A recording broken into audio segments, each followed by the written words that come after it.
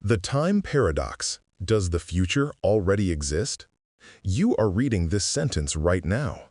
But according to one of the most well-supported theories in modern physics, the word now is an illusion. The moment you just experienced, this exact second, already existed before you lived it. And the moment you will experience 10 years from now already exists too. Not as a possibility, not as something waiting to happen, as a fixed, real, unchangeable fact embedded in the structure of the universe. If that's true, you have never made a single free choice in your entire life. And the terrifying part is, the physics actually backs this up. In 1905, Albert Einstein published his theory of special relativity.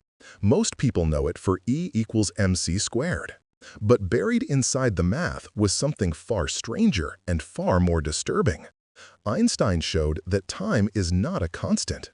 It is not a river flowing at the same speed for everyone. It is a dimension, the fourth dimension, woven together with the three dimensions of space into a single fabric called space-time. His friend and mathematician Hermann Minkowski took this idea and pushed it to its logical conclusion. If time is a dimension, just like length, width, and height, then every moment in time exists the same way every location in space exists. Paris doesn't disappear when you're not there. It's just somewhere you're not right now. And if time works the same way, then the past doesn't disappear when you leave it. The future doesn't fail to exist just because you haven't reached it yet. Every moment, past, present, and future, exists simultaneously in a single four-dimensional structure. Physicists call this the block universe. You are not moving through time. You are a fixed object stretched across the time dimension like a worm in a block of frozen amber. What you experience as now is just your consciousness moving along your own world line, reading one cross-section of your life at a time, like flipping through pages that were already written before you opened the book. If every moment already exists, then the future is fixed. The choices you think you're making, what to eat, who to call, what to do next, are not choices at all. They are predetermined events happening exactly as they always were going to happen. Your feeling of making a decision is just your consciousness arriving at a page that was already printed. Free will, on this model, is not just unlikely, it is physically impossible. And this is not a fringe idea. A 2026 paper in the journal Synthase, examining the physics of determinism in depth, confirmed that the block universe interpretation of Einstein's relativity is genuinely consistent with everything we observe. The equations of general relativity treat past, present, and future as equally real. There is no place in Einstein's math where the future is less real than the present. It is all just there, spread out across space-time, waiting for you to arrive at it. Einstein himself believed this completely. When his lifelong friend Michel Besso died in 1955, just weeks before Einstein's own death, Einstein wrote a letter to Besso's family. He said, "Now he has departed from this strange world a little ahead of me. That means nothing. For us believing physicists, the distinction between past, present, and future is only a stubbornly persistent illusion." He was not being poetic. He meant it literally. If the future already exists and time is a dimension you can theoretically move through, then time travel is not just science fiction. It is something the mathematics of general relativity actually allows. Einstein's equations permit what physicists call closed time-like curves, paths through space-time that loop back on themselves. Travel one of those paths and you end up in your own past, which immediately creates a problem everyone has thought about. You go back in time, you meet your grandfather before your parents were born. You accidentally prevent him from meeting your grandmother. Your parents are never born, you are never born. But if you are never born, you never go back in time. But if you never go back in time, your grandfather meets your grandmother, your parents are born, you go back in time, and the whole thing loops again. This is the grandfather paradox, and it has bothered physicists for decades because it suggests that time travel, even if physically possible, immediately breaks causality. Cause must come before effect. If your birth causes you to go back in time, which prevents your birth, then cause and effect have eaten each other. In 2020, a physics student named Germain Tobar at the University of Queensland published a paper that proposed a mathematical solution. His argument was that paradoxes don't actually arise from time travel. They are prevented by the structure of space-time itself. In his model, if you went back in time and tried to stop your grandfather from meeting your grandmother, the universe would automatically adjust every other variable in the situation so that the meeting still happened. You could try as hard as you wanted to create a paradox. Space-time would route around you. Your grandfather would meet your grandmother some other way, and you would still be born. The range of mathematical processes we discovered show that time travel with free will is logically possible in our universe without any paradox, Tobar wrote. His supervisor at Queensland called the math solid. The implication is deeply unsettling.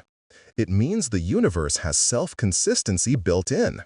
You cannot change the past because the past is already part of the fixed block.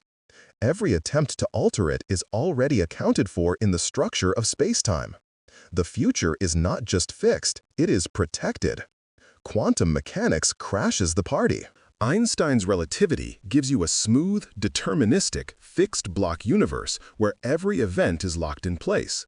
Quantum mechanics gives you a universe where fundamental randomness is built into reality at the deepest level. An electron doesn't have a definite position until you measure it. A radioactive atom doesn't have a definite decay time, just a probability. These are not gaps in our knowledge. According to quantum mechanics, the universe genuinely hasn't decided yet. This creates a direct conflict. We have fundamentally undetermined quantum outcomes, genuine randomness, sitting inside a completely predetermined block universe. Any complete theory of the universe has to untangle this contradiction. Some physicists argue the randomness of quantum mechanics breaks determinism completely and gives free will a foothold. If the future is not fully determined because quantum events are genuinely random, then the block universe cannot be entirely fixed.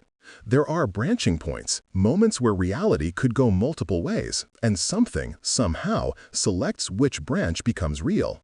Others argue that quantum randomness doesn't actually help free will at all. If your decisions are the result of random quantum noise in your neurons rather than fixed deterministic laws, you still didn't choose anything. Randomness is not the same as agency. A dice roll is not a decision.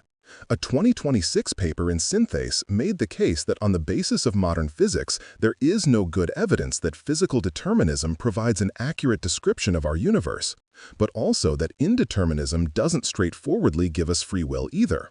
The future being undetermined doesn't automatically mean you are the one determining it. The first is the block universe. Every moment is fixed, the future already exists, free will is an illusion, and your feeling of making choices is just consciousness arriving at predetermined events. Consistent with relativity, deeply uncomfortable. The second is the branching universe. Quantum mechanics causes reality to split at every decision point, and every possible future exists in a parallel branch. You don't choose one future. Every version of you lives every possible future simultaneously. This is many worlds, the same interpretation we discussed in the Schrödinger's cat video. Free will doesn't exist here either. Every choice is made, just in different branches. No version of you actually decided anything. All versions happened.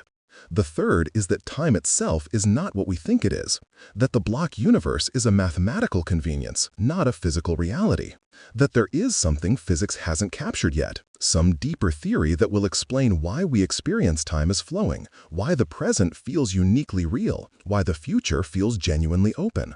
Some physicists argue that if we experience time so differently from space, this difference might be objective. That dynamic time, where the present is genuinely special and the future genuinely open, may reflect something real about the universe that relativity doesn't fully capture. Nobody knows which of these is true. All three are consistent with some of what we observe. All three are inconsistent with other parts of it. If the block universe is correct, then everything you have ever done was always going to happen.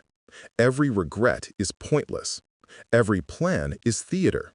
Every moment of pride, of shame, of love, of loss, it was all written before you were born.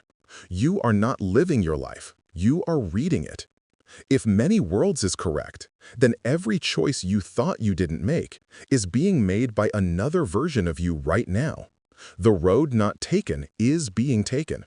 Every version of your life exists somewhere in the wave function of the universe. You are not one story. You are all of them at once. And if the third option is right, if time is genuinely open and the future genuinely unwritten, then every moment you exist is a moment where something new enters the universe, something that wasn't there before. And your choices, however small, are part of what writes what comes next. Einstein believed the future already existed. He found it comforting. When Besso died, he reminded himself that his friend had simply arrived at a place in space-time that Einstein hadn't reached yet, not gone, just ahead. Maybe that's true. Maybe every moment you will ever live is already out there in the block, fixed and real, waiting for you to arrive. Or maybe the future is genuinely dark, not written, not fixed, not waiting.